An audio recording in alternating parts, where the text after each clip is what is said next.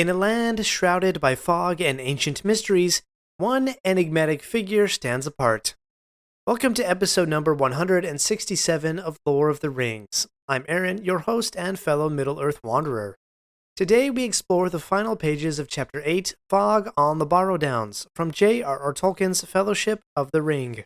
Thank you for wandering Middle-earth with me today, as we say farewell to the mysterious character of Tom Bombadil, and explore some tidbits of history sprinkled into this chapter. If you haven't already, please tap that subscribe or follow button. You won't want to miss out on all my lore-filled breakdowns of Amazon's Rings of Power Season 2 coming up in just a couple of weeks. And be sure to visit ringspodcast.com to contact me or... Back-to-school savings are officially in session at Tanger Outlets. Shop tax-free August 2nd through 6th and save up to 70% off the latest school styles. The best of apparel, footwear, accessories, and more. Save at Nike Factory Store, American Eagle, Gap Outlet, Crocs, Under Armour, Banana Republic Factory, and hundreds more. There's always something happening. Discover the latest fun and events all season long. Tanger Outlets, your savings destination. Find past episodes. Now, let's wander. Shout out to fellow wanderer Nathan, who sent me the following message on Instagram. Quote, I found your podcast about 2 weeks ago, and I appreciate every episode. I started at the beginning to look at a deeper literary analysis of the Silmarillion and pick up on information I may have missed. I love Tolkien, and the way you break down his works is simple and provides further clarity of the events in Middle-earth. I am slowly catching up to your most recent episode, but I am enjoying the journey along the way. Thank you for what you do. Nathan, I'm happy that you have found the show and that you're making it all the way through from episode number 1. I guess it'll be a while before you hear this shout out. Please don't judge me for my early days, and I hope you do enjoy the whole journey through the first age of Middle-earth, and I look forward to when you're all the way caught up. Now, if you're listening right now, I would really love to hear from you. Send me a note on Instagram or use the contact form at ringspodcast.com, and you may just get a future shout out. When you read The Lord of the Rings, you cannot help but glance at the map every few pages, and if you don't, well, it's easy to get lost. So inspired by the beautiful maps that accompany the books, let's check the story map for today's tale. We are exploring J.R.R. Tolkien's Fellowship of the Ring. It is the third age of Middle-earth. Sauron's One Ring has been found, and Frodo and friends are trying to reach Bree to meet Gandalf. Frodo has just escaped a horrific encounter with an evil creature, a wight, who had Sam, Pippin, and Merry prepared as a human sacrifice. Frodo called on the help of Tom Bombadil, who is nature personified. Through his powerful songs, Tom has freed the hobbits and crumbled the Hill of the Wight. We pick up the hobbits as they regroup after their encounter with the wight and are preparing for their next leg of their journey. For that journey, Tom has been able to wrangle their ponies, and even has his own, so that he can accompany the hobbits to the edge of his realm. The hobbits are delighted that Tom is coming with them. However, Tom does say that he needs to attend to his duties, and reminds the hobbits that he is the master of wood, water, and hill, but only within the bounds that he has set for himself. Quote, Tom can't always be near to open doors, that would be hill, and willow cracks, that would be wood. Tom has his house to mind, and Goldberry is waiting. There's the water, as personified in the river daughter Goldberry. We've seen multiple times how Tom is master of wood, water, and hill, or as the pattern is laid out by Tom here, hill, wood, and water. Yet he is not master over all Middle-earth, just his own lands. And true Tom, quote, would not feel happy till he had seen the hobbits safe over the border of his land, and yet he can't be bothered to continue on with them on their quest. For one thing, he doesn't understand it, or their plight, but he has helped them along the way because he reveres all life and creatures who lean towards the light. Tom understands his own limitations, similar to how Gandalf would not take the ring from Bilbo, which we explored a few episodes back. Indeed, at the borders of his realm, Tom bids the hobbits farewell. While they stand here at the limitations of Tom's mastery, he admits that, quote, Tom is not master of riders from the Blacklands far beyond his own country. Now, this line from Tom may seem to contradict the way in which Tom treated the ring at the end of the previous chapter. He treated it like an oddity, using cheap parlor tricks and jokes to subdue the evil symbolism of the ring. We might think that Tom has power over the ring, but in a few chapters, Gandalf will correct that misunderstanding. Quote, No, I should not put it so. Say rather that the ring has no power over him. He is his own master. And this next line from Gandalf is crucial to understanding what Tom said. Quote, He cannot alter the ring itself, nor break its powers over others. So Tom is unaffected by the ring, but he does not have power over it, nor does he have power to command those who are enslaved by the ring, such as the Black Riders, that have been pursuing Frodo and friends from the very steps of Bag End in the Shire. While Tom may be able to playfully treat the ring, he is still influenced by the effects the ring has on others, namely the Black Riders. He knows his place, he has formed his own boundaries, and he will mind his own corner of Middle-earth until some time that he chooses. And as he bounces away from the hobbits, he gives us one last song. Quote, Tom's country ends here. He will not pass the borders. Tom has his house to mind, and Goldberry is waiting. And so we say farewell to Tom Bombadil, whose strange and surprising intrusion into the story of the Lord of the Rings comes now to an end. Stay tuned. In a few episodes from now, I have a special interview with a guest from the Thoughts on Tolkien blog, and we will discuss all things Tom Bombadil. As Tom departs, Samwise Gamgee has a few things to say about Tom, and he will give a rather odd review. However, if you are enjoying this podcast, please open your phone right now, if it's safe that is, and leave a rating and review. Your reviews are so encouraging to me. I can't tell you how many times I've been down and then a new review or note comes in from a listener like you, and it brightens my day. So let's take a moment and examine what Sam has to say about Tom. Remember, Sam is the working class hobbit of the bunch. He doesn't have the same level of education or manners as the other hobbits, and even up to this point hasn't even really been labeled a friend of Frodo, but rather like the valet, the manservant who accompanies the hero, a function that has been filled by many a wonderful sidekick from stories like Beowulf to Sherlock Holmes and Star Wars. That said, Sam is the singular hobbit who is able to provide the everyman commentary on what's happening in the story. He says it like he sees it, and he sees it rather clearly. So here's what he says about Tom. Quote, he's a caution and no mistake. I reckon we may go a good deal further and see not better nor queerer. Sam's straightforward assessment of Tom Bombadil highlights his unique perspective as the everyman. Unlike Frodo, who is burdened with the heavy task of carrying the One Ring, or Merry and Pippin, who possess a more leisurely and privileged upbringing, Sam's grounded viewpoint provides a refreshing honesty. He recognizes Tom's peculiar nature without the layers of interpretation that others might impose. Sam's plain speech cuts through the mystique surrounding Tom, boiling it down to a simple yet profound truth. Tom is an enigma, and they are unlikely to encounter anyone as extraordinary on their journey, at least in Sam's eyes.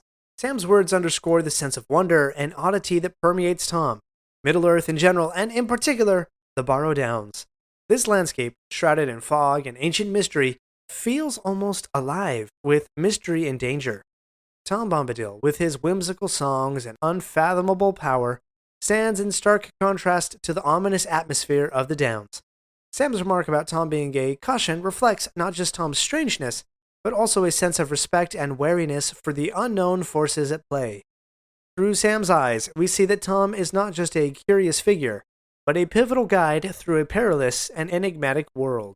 That said, we skipped some rather revealing details between the Barrow and the border, so let's back up and get to those right after this break. Shop Plato's Closet tax-free August 2nd through 4th for back-to-school styles. We sell the trendy, gently used styles you need to make a difference in the world and in your wallet for back-to-school shopping. Save up to 70% off regular retail prices by choosing recycled styles. Save even more when you shop tax-free this weekend. Make a change that others can respect and repeat. Shop Plato's Closet in North Charleston and West Ashley this year for your back-to-school looks. Plato's Closet, located in West Ashley on Sam Rittenberg Boulevard and North Charleston on Rivers Avenue. In 1937, during the months leading up to the publication of The Hobbit, Tolkien wrote a rather interesting comment in a letter about The Hobbit, and more specifically about the tidbits of history that were sprinkled throughout. If you remember our explorations of The Hobbit, you might remember hearing about Gondolin, a historical place that doesn't appear in the story. In letter number 15, Tolkien commented that, quote, the magic and mythology and assumed history, and most of the names, like the Epic of the Fall of Gondolin, give the narrative an air of reality and have a northern atmosphere. What Tolkien is saying here is that these little hints of a wider history, of kingdoms and peoples long since past, lost to the ancient times and lands, those things give the story a deep sense of realism or verisimilitude. While these historical things aren't really explored in the story at hand, they are rather assumed, meaning that the characters can observe the history, but their knowledge may be limited, just as if you or I were to happen upon some ancient building. In fact, I was on a scenic drive with my family just a few weeks ago, and we whizzed by a stone building that was half crumbled. Well, I turned right around so we could go back and explore the ruins and have a little adventure. Okay, what does this idea have to do with the fog on the Barrow-downs chapter? Well, just as in The Hobbit, Tolkien found many and various places to interweave the broader history of Middle-earth into The Lord of the Rings, and this chapter is a great example. And just as with The Hobbit, these historical sprinklings provide a richer depth of realism to the story. So let's take a look at a few. After Tom has released the hobbits from the Barrow, he lays all the treasure out in the sun. From the treasure he pulls up a brooch, which notably has blue stones, like water, set within it. After he picks it up, quote, he looked long at it, as if stirred by some memory. After a moment he tells the hobbits, quote, fair was she who long ago wore this on her shoulder. Now it's not clear to me if in reality Tom personally knew the woman who had claimed the brooch. It's possible, knowing that Tom was in these lands far before any of the other species were ever here, but it doesn't seem likely that Tom had many interactions with the peoples of the land. I think rather Tom is experiencing something like what Merry experienced while under the sleeping spell of the White. Some portion of memory seems to be transferred. Now, I won't say that these two experiences are exactly the same, because clearly they aren't. But it seems to me that Tom has some power of being able to look into the past and track the history of the brooch in his thoughts. Regardless of how he knows, he says that the brooch will go to Goldberry, in honor and memory of her who wore it long ago, which on second thought seems to suggest some level of personal relationship. Next, from the treasures, Tom pulls out a handful of daggers, which he gives to the hobbits for use as swords. Tom also has some knowledge of these, as, quote, then he told them that these blades were forged many long years ago by men of Westernesse. They were foes of the Dark Lord, but were overcome by the evil king of Carn-Dûm in the land of Angmar. Let's parse that out a bit. The men of Westernesse refers to the men from the kingdom of Númenor, the mighty seafaring kingdom of men in the Second Age of Middle-earth. The remnants of the Númenóreans are known as the Dúnedain in Middle-earth. In the previous episode, we tracked the history of Númenor to the kingdom of Arnor, the three smaller kingdoms that eventually fell to the Witch King of Angmar. Now, I know that seems like a lot to drop on you, but let's remember a few key details. The blades that the hobbits used were forged by the Dúnedain. Merry has some portion of a personal memory of the last prince of one of the kingdoms who fell at the hands of the Witch King of Angmar. Eventually, this little dagger will come in handy, when Merry will have a chance to settle the score with the chief of the Nazgûl. But we'll get to that scene, in like 2 or 3 years at this pace. As to the designs of the swords, in the book The Making of Middle-earth, Christopher Snyder points out that, quote, leaf-shaped sword and daggers are typical of the Bronze Age and early Iron Age rather than the medieval. I'm sure Tolkien was well aware of these historical nuances, and in just the simple design of the daggers, he further underscores just how ancient these blades are, not to mention the history that surrounds them. Anyway, Tom Bombadil is able to tell the hobbits the history of the men of the kingdom, and as they listen, it is as if a vision opens up to them, quote, a great expanse of years behind them, like a vast shadowy plain over which there strode shapes of men, tall and grim with bright swords, and last came one with a star on his brow. The hobbits here are seeing the history of the kingdom of the Dúnedain, which really is the family history of a rather important and critical character that the hobbits are about to meet, Aragorn, son of Arathorn, who will be introduced to them as Strider. As they continue on their journey, Tom sings various songs, some nonsense, but others he sang in, quote, a strange language unknown to the hobbits, an ancient language, whose words were mainly those of wonder and delight. Tolkien, ever the philologist, loved the beauty and aestheticism of language. He thought that the simple sounds and structures of a language conveyed meaning beyond just the words or syntax. This line just goes to show how language and history are intertwined, and the fact that this ancient language is not really explained in detail, but rather the hobbits seem to just bask in the delight of hearing it, even if they don't understand it, all that just underscores the idea from Tolkien's letter. The language and history that is sprinkled throughout, yet not explained, adds to the feeling of an inner consistency of reality in the story. And lastly, the small company passes through a dike. Quote, Tom said that it had once been the boundary of a kingdom, but a very long time ago. He seemed to remember something sad about it and would not say much. Again, Tom has a deep and ancient memory, and while he is normally a cheerful fellow, he does feel some level of sadness. Was it perhaps for long-lost friendships he may have shared and cherished with these ancient peoples? Perhaps he mourned the dire consequences of war. Whatever the reason, we again get just a hint of a deeper history, without much explanation.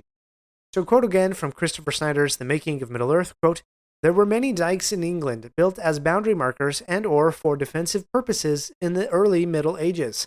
Most of these were built during the centuries-long conflict between the Britons and the Saxons. I can imagine Tolkien so steeped and admiring of the history of the land that he called home, pulling in this small historical detail, just to give added depth and realism to his story. I, for one, love these little historical hints, especially now when we have the beautiful benefit of decades of scholarship and publication that has examined every word of Lord of the Rings, and we can go through the appendices and crack open the Silmarillion, or find some primary source commentary from Tolkien, or some well-researched scholarly opinion, and really wander and get lost in all the lore and history of Middle-earth. But, as we're about to see in a few chapters, quote, not all those that wander are lost. Well, as we wave goodbye to Tom, we will say farewell to our brave hobbits, at least for a few episodes. I've got some exciting and unique episodes coming up for you. For next time, I collaborated with Ian and Danae from the Captain's Pod, a podcast that usually explores Star Trek. We teamed up to compare Lord of the Rings with Trek, even doing some character showdowns. Who would win between Gandalf and Captain Picard? Tune in next time to find out. Beyond that, I have a few other special guests lined up, and then we'll be right in the middle of Amazon's Rings of Power Season 2, where I'll be here to break down all the lore, history, and give my critique of every single episode. But for now, thank you for wandering Middle-earth with me today. My friends, if you enjoyed this episode, let me know by subscribing, leaving a review, and sharing with your friends. Follow me on Facebook or Instagram at Lore of the Rings Podcast. For feedback on the show, please email me using the link in the show notes. Until next Thursday, remember, not all those who wander are lost.